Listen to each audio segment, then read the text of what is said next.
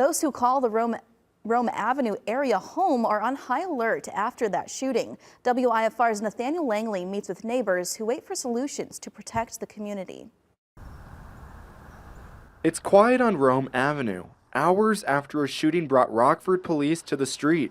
There was like police all around here, and usually, I mean, if you see police, it's just they're pulling someone over. Jennifer Woodman lives doors down from where DeMaje McKenzie allegedly fired at another man. Authorities report he's wanted for murder, a statement neighbors struggle to understand.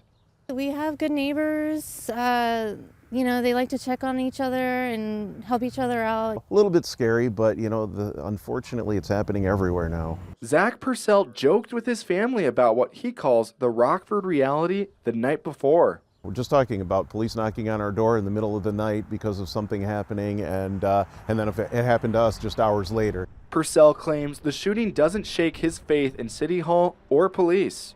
I trust that they're trying to do the best that they can with what they've got. Others argue they can't accept another bullet flying in the community. Why should we be expecting that? We should expect that the police are doing their best to combat this.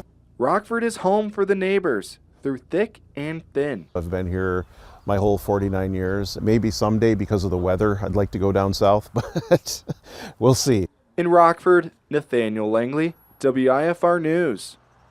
Anyone with information on the shooting is asked to reach out to Rockford Police. Anonymous tips are also accepted.